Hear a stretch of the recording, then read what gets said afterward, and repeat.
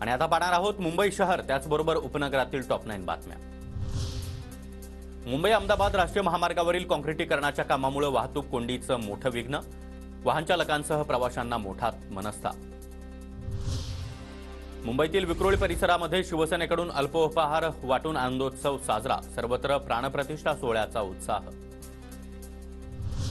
मुंबईमध्ये 6000 कोटींची रस्ते काँक्रिटीकरणाची कामं रखडली, पालिकेकडून आणखी 400 किलोमीटरच्या रस्त्यांच्या कामांसाठी निविदा काढण्याची तयारी, अंदाजित 7000 कोटींचा खर्च।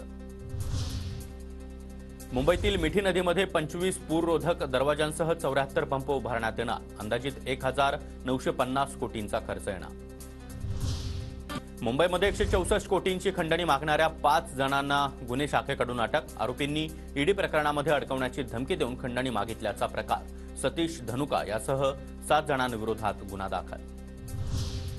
डोंबिवलीमध्ये वाघाच्या कातड्याची तस्करी करणाऱ्या दोघांना अटक, वाघाच्या कातडीसह 1 जिवंत पिस्तूल, 2 जिवंत काडतूस असा 42 लाख रुपयांचा मुद्देमाल हस्तगत, कल्याण क्राईम ब्रांच पोलिसांची मोठी कारवाई।